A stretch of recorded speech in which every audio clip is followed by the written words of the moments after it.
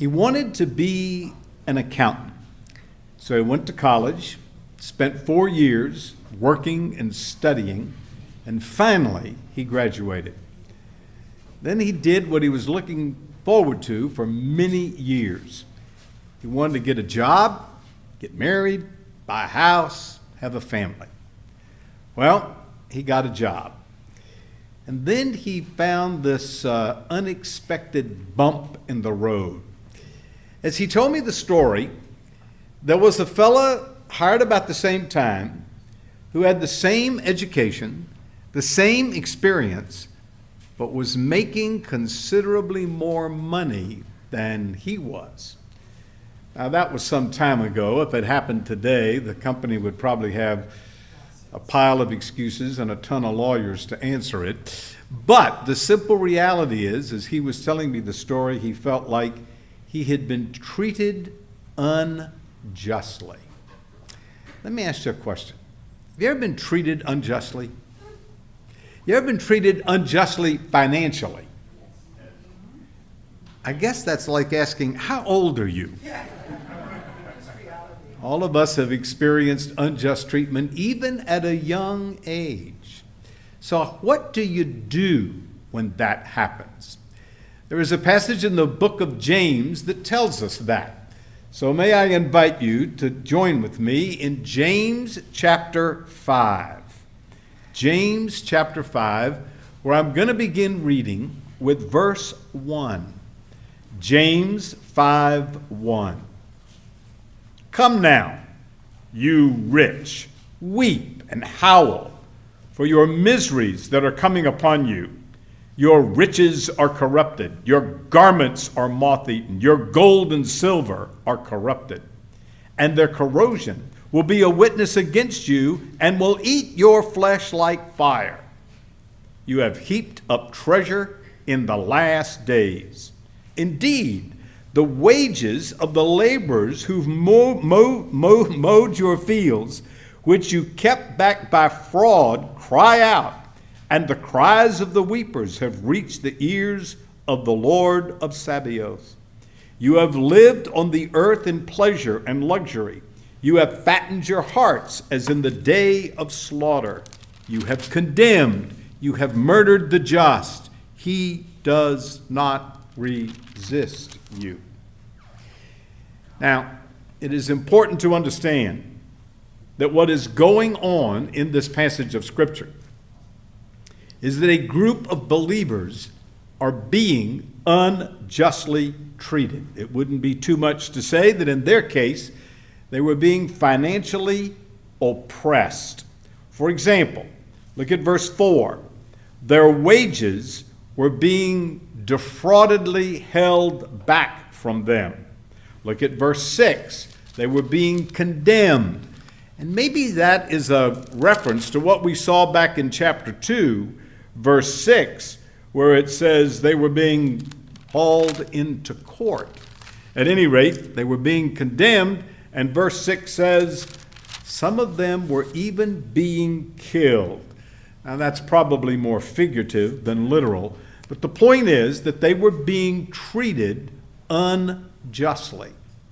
Now, this passage is addressed to them, but it's directly addressed to another group of people, the oppressors, the ones that were unjustly treating them. Now, these people were probably unbelievers. So what's happening here is James is taking on the stance of the Old Testament. And the Old Testament did this frequently, where it would address unbelievers and pronounce judgment upon them. It's like an Old Testament prophet who was preaching against the ills of the day, and particularly the rich who were mistreating the poor.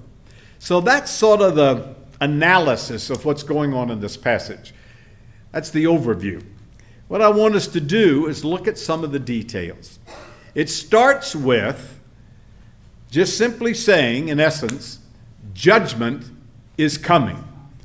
That's the first thing James says, And that's very important to note. He is saying judgment is coming. Look at verse 1. He says, "Come now." Now you might recall we bumped into that phrase back in chapter 4 in verse 13, where he said, "Come now, you who say." And in that passage, he's talking to believers who are taking a business trip and leaving God out of the situation. In chapter 5, verse 1, he uses the same expression, "Come now." But this time, he's talking to unbelievers directly and to believers indirectly.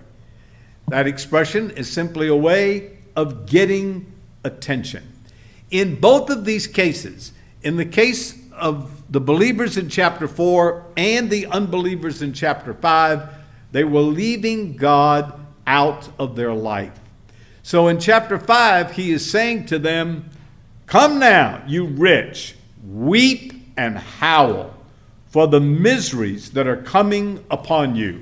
And the idea is this: judgment is coming, and you ought to be weeping. If you understood what's ahead for you, you would be weeping and howling.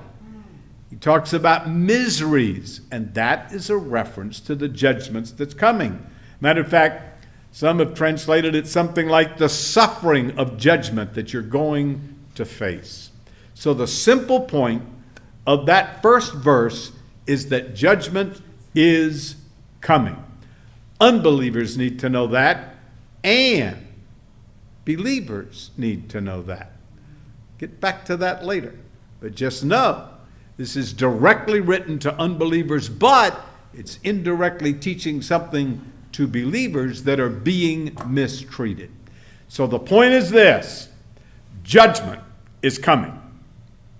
As sure as the sun rises in the morning and sets in the evening, judgment is coming. As sure as spring follows winter, judgment is coming. As sure as fall follows summer, judgment is coming. So in that kind of a tone, in that kind of a stance, James begins by just saying, "Hey, give me your attention. You need to hear. Judgment is coming." The next thing he does is get specific about the judgment.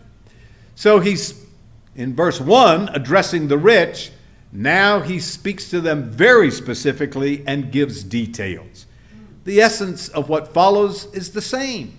Judgment is coming, only this time he's highlighting it by saying, "And you will be judged." Look at verse 2.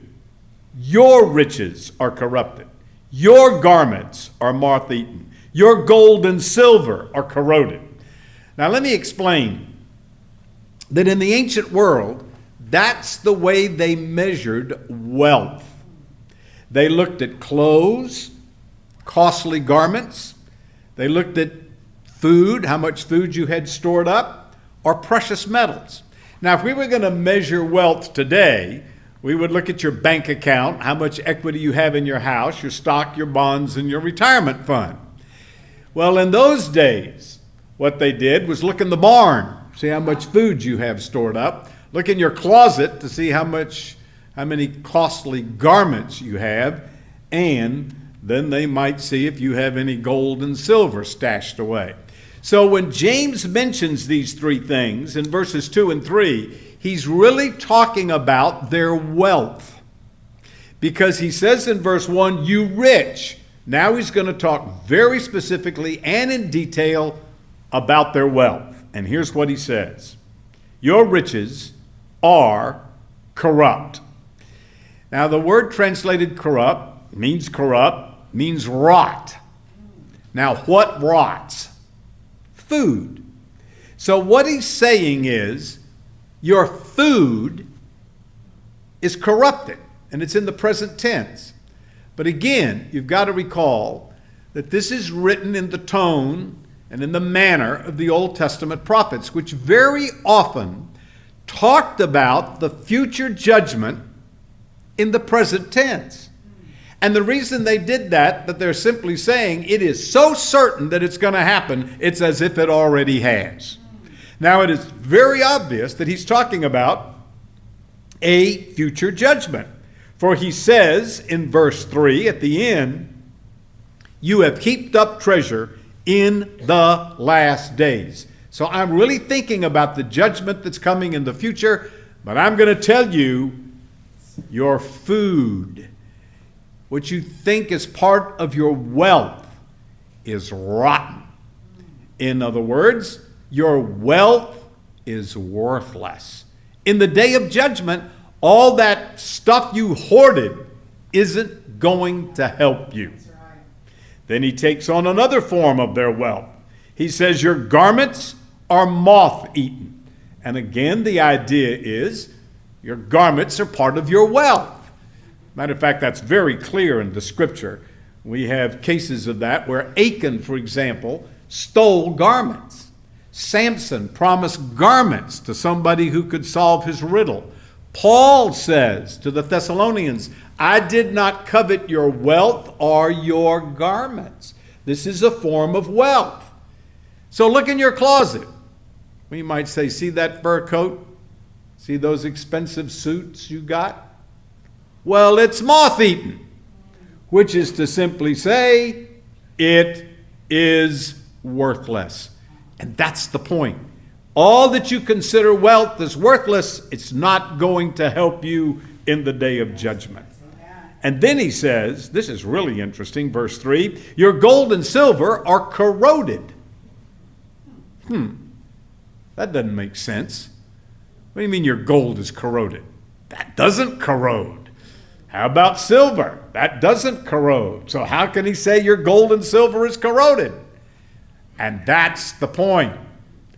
You think it can't, but it is of no more value than something made out of iron. It's all that gold and silver you think you've stockpiled, that's about as valuable in the day of judgment as a rusty nail. That is what he's saying. Translated, your wealth is worthless. It's not going to help you. That's what you've lived for. That's what you spent all your energy amassing. It's not going to help you when you stand before God. It gets worse. It not only is worthless, it is going to stand as a witness against you. Look at verse 3. And the corrosion will be a witness against you. It's going to be a witness against you. All that you considered valuable is going to have no value, valueless. But all that wealth is going to actually stand there as a witness to what you gave your life to. You ever heard the expression, money talks?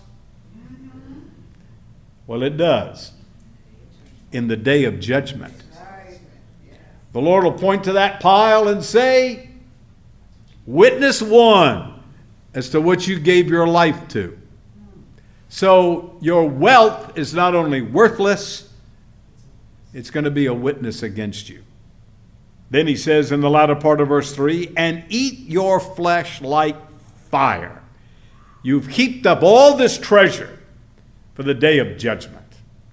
It's not only going to be worthless, it's not only going to be a witness against you, it's going to work against you. And the idea here might be something like a gold bracelet that's eating into your flesh. It will eat your flesh like fire.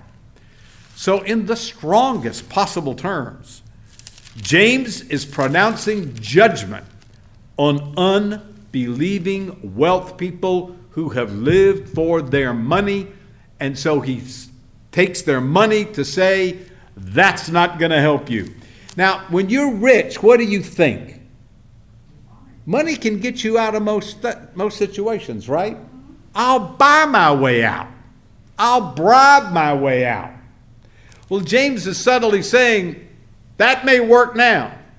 That's not going to work in the day of judgment. All that wealth isn't going to do you one whit of good. In Romans chapter 2, the Apostle Paul says, but in the abundance of your hardness and the impotence of your heart, You have treasured up for yourselves wrath in the day of wrath. James says, you have treasured up all of this for the last days.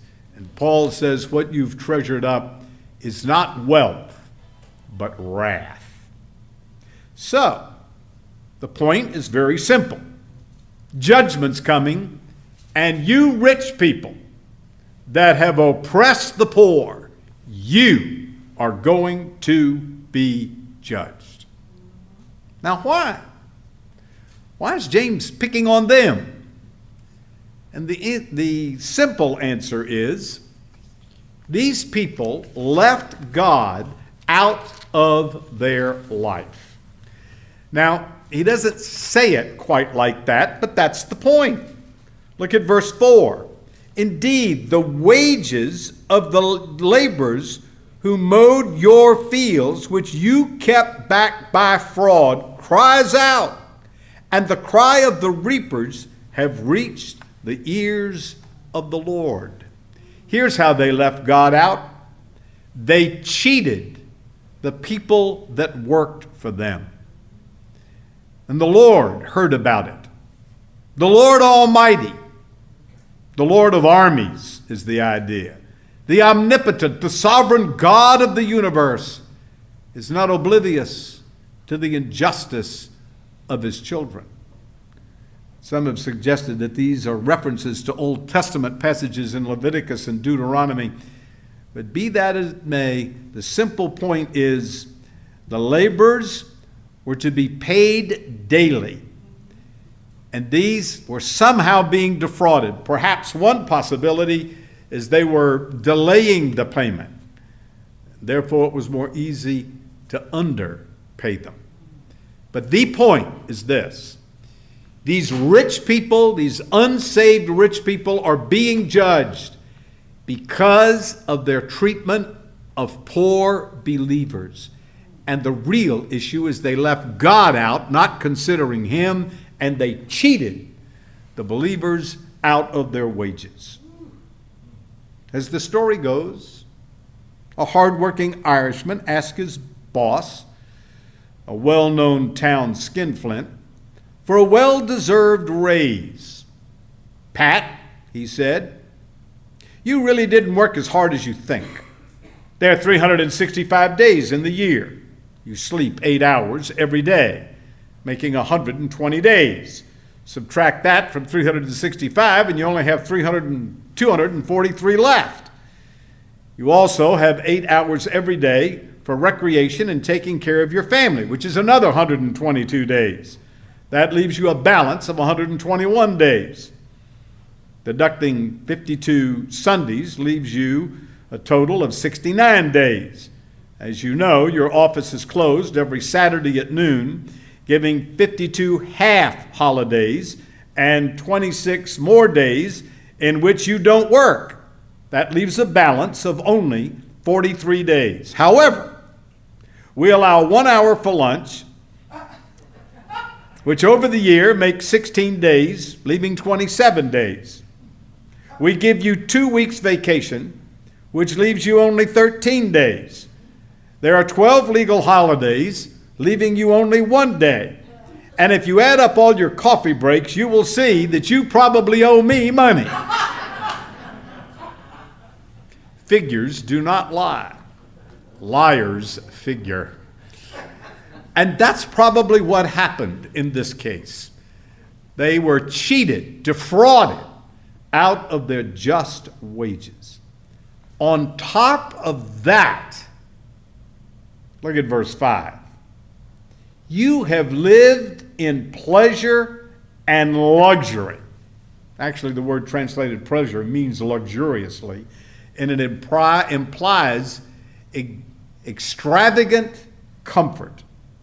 The one translated luxury implies wastefulness. So both of these carry the connotation of excess and self-indulgence. You not only cheated them out of money, you used it all on yourself.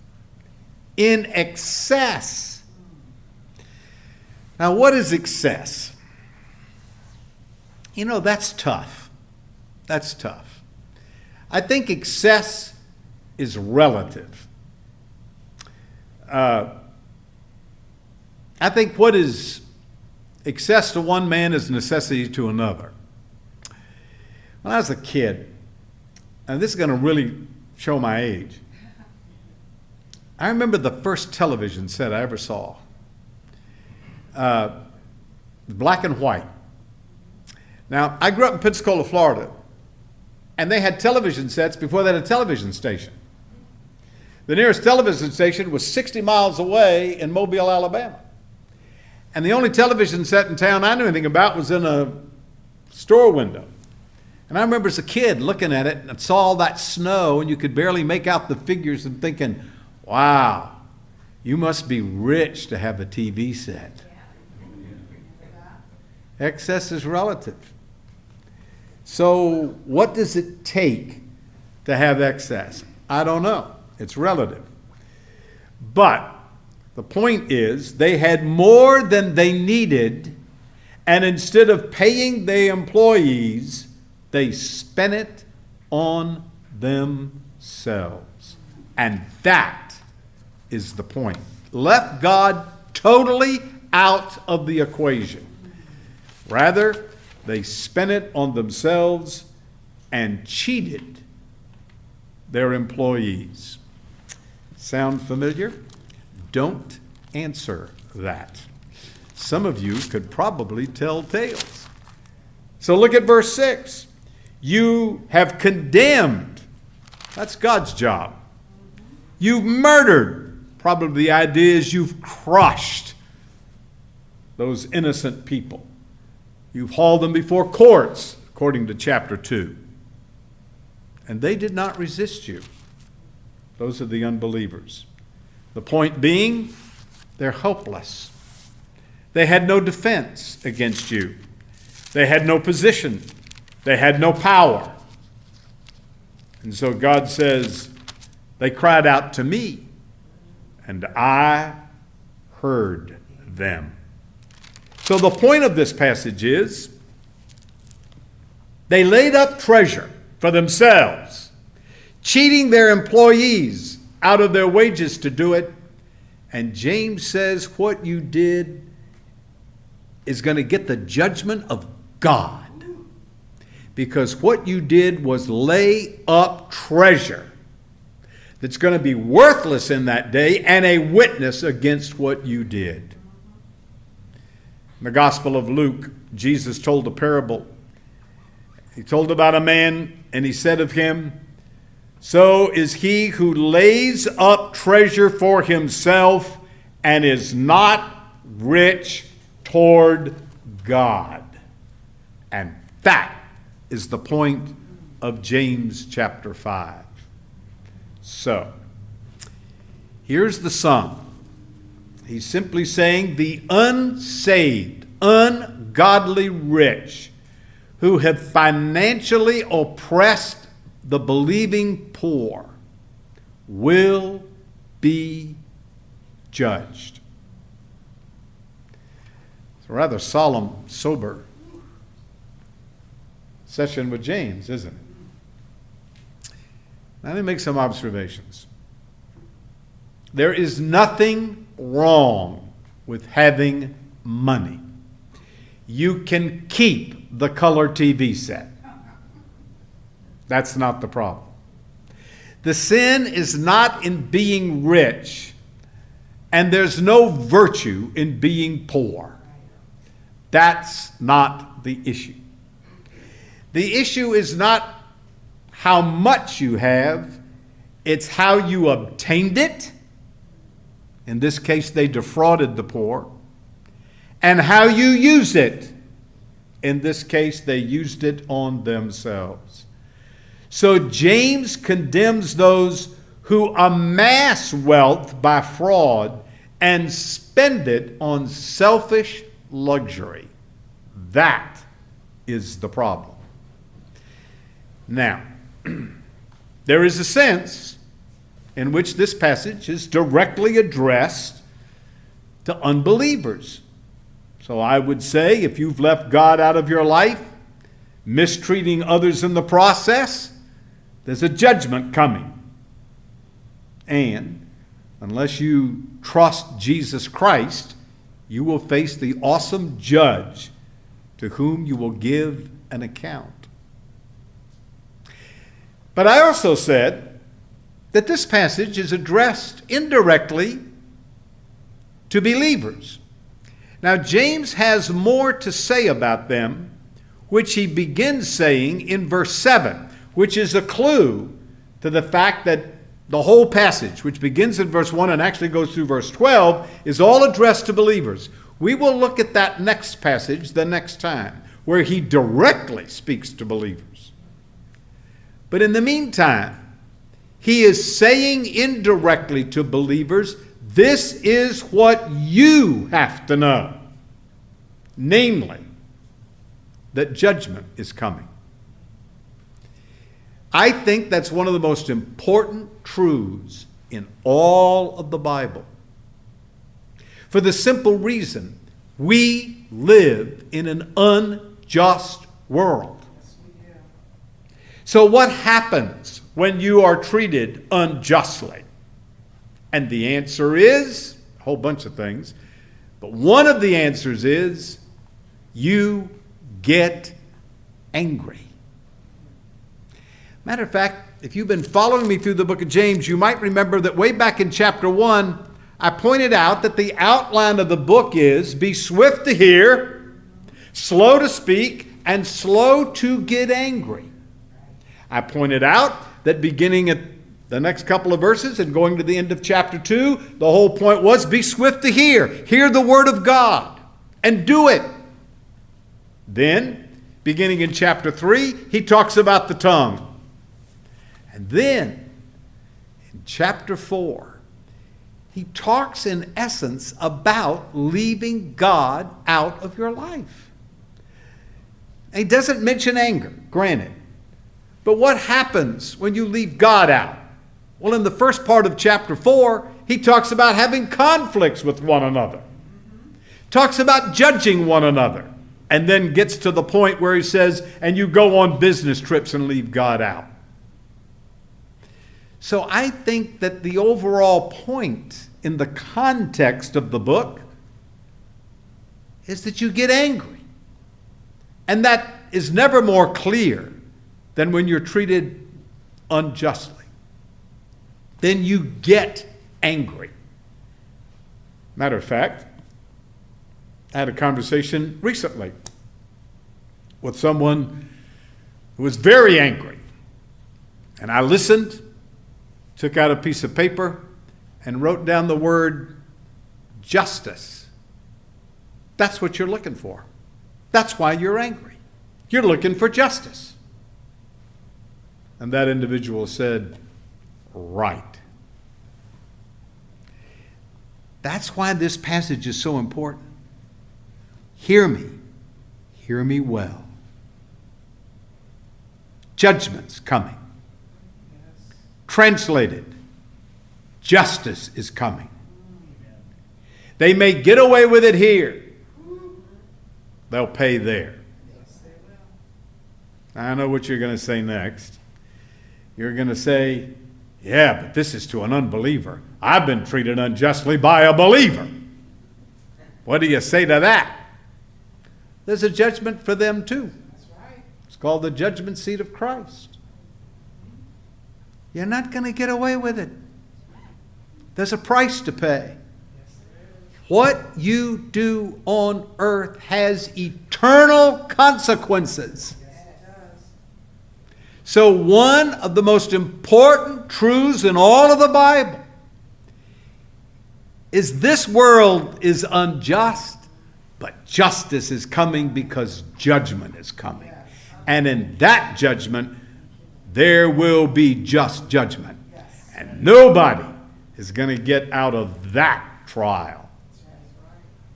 They're going to have to face the truth and justice.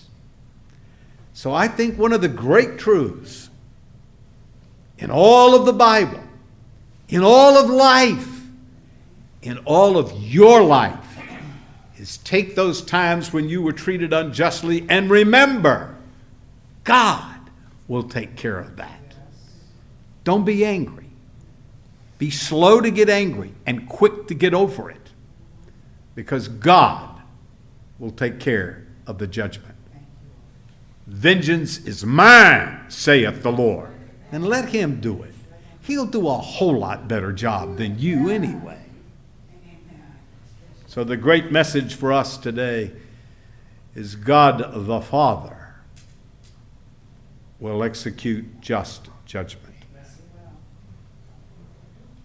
Because of a technicality, a judge was forced to let a criminal go when he was convinced the criminal was guilty. Before he allowed him to leave, he ordered him to stand. He stood up in the court, and the judge said to him, and I quote, "Sir, to me, this trial has been highly unfortunate. I know in my heart that justice has not prevailed in this case. I know you're guilty of the crime for which you have been tried. The jury knows you're guilty. Your attorney knows you're guilty. What's even more important, you know you're guilty. But because of an unfortunate twist in the laws of evidence, I am forced to set you free. Now, as you walk out that door, I want you to know one thing. One day you will stand before another judge in a higher court than this. In that court, no clever lawyer will manipulate the law to cover your guilt. No amount of money will hire witnesses to cover your crime. No earthly judge, subject to the limitations of human law, will consider your case. On that day, before that judge, in that court, you will hear the just verdict of your crime. And unless your heart is changed before that time, you will begin to pay under a sentence that will last forever."